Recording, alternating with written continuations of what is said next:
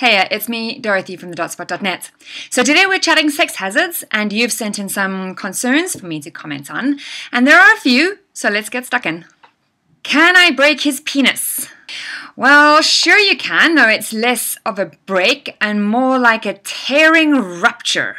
It's called a penile fracture, and it happens when the tissue around one of the tubes that's responsible for erections ruptures and forces blood out and causes a lot of bleeding and swelling and makes your erection bye-bye. This can happen when the erect penis is suddenly and forcibly bent, and can happen and usually sometimes happens during rough or forcible sex. Now, it's extremely painful and extremely serious, and if it happens, you should get immediate medical attention. If you don't get the help you need, you can suffer permanent damage that could lead to deformity. So how do you know it's happened? Well, you'll hear a popping sound, usually, and you'll lose your erection, and there'll be a lot of pain, and there'll be a lot of swelling and bruising. So it's not a lot of fun, and if it happens, you need to go to the doctor immediately. The next one, what is friction burn? Well, that is when the vagina or anus isn't lubricated enough and penetration starts hurting, not just on the genitals, but on the penis as well. It will feel raw and kind of uncomfortable and honestly will burn, and it is absolutely one of the most unnecessary things in the world. If your vagina isn't lubing up, because sometimes it doesn't, or you plan on having hours-long sex and the vagina's store of lubrication can't accommodate that, or you're practicing anal sex, you have to use lube, and lube will prevent friction. But lack of proper lubrication doesn't just mean uncomfortable skin rash. Afterwards, it can also lead to broken condoms and micro tears in the vaginal wall or anal membranes.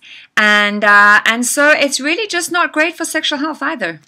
The next one, what is cock ring swelling? Well, in case you don't know, a cock ring is a ring that you place around the base of the penis or around the penis and the scrotum or just around the scrotum, and it slows blood away from the penis so that you can maintain an erection for longer.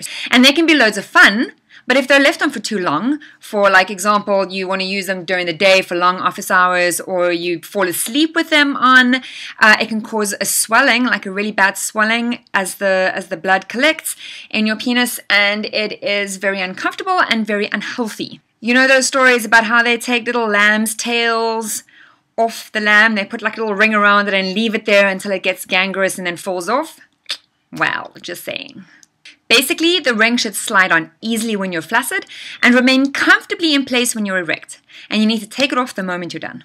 The next one, oh, this is a big one. What should you do if the condom comes off inside of you? Well, this is a minefield of problems, and it's the reason we say condoms are only sort of kind of safe for sex, and why testing and other contraceptives remain fundamentally important throughout your sexually active life. Because condoms break, and when they do, it's a schlep. Firstly, the bottom isn't going to know it's broken. That means the guy can keep going, pretending he has no idea. And maybe he doesn't. Maybe there's a chance that he's so away with the fairies that he doesn't notice that there is no longer a condom on his penis. But to be honest, I never really believe that shit. So if it's just a tear and the condom has stayed mostly on his penis, you can consider yourself very lucky.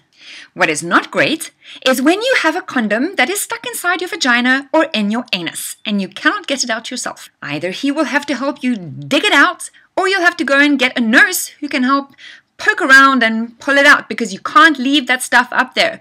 In a vagina, it's not going to go anywhere because there's nowhere for it to go, but in an anus, it could be a little bit more of a problem. Then if it's vaginal sex and he came, you need to worry about pregnancy. Yay!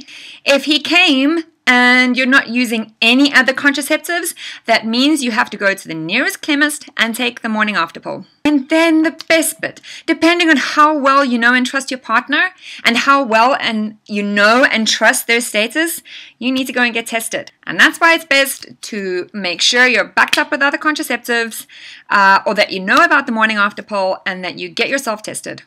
Is it possible to pee during sex? Short answers, since this isn't a biology class, guys can't and girls can, kind of. But it's kind of rare.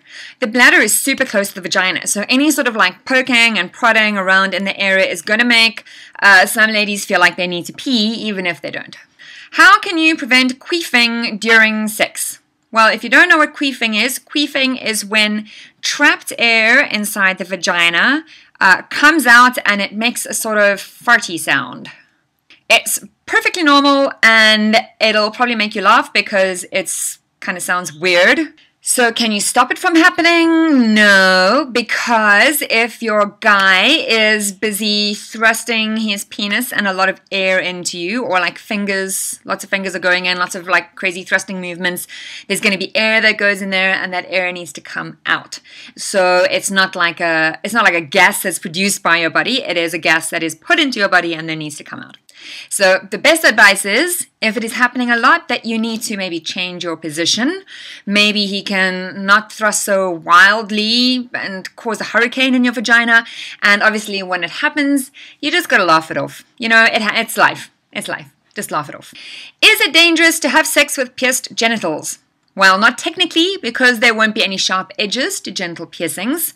There shouldn't be any sharp edges to genital piercings that are going inside of you, because sharp edges could cause internal damage. So make sure you don't put any hard-edged piercings inside your genitals. But assuming you've just got the normal kinds, my only advice is to, it's perfectly safe, but to have sex with piercings only once the piercings have healed totally. And then the other thing to really consider is that they can really compromise the condom.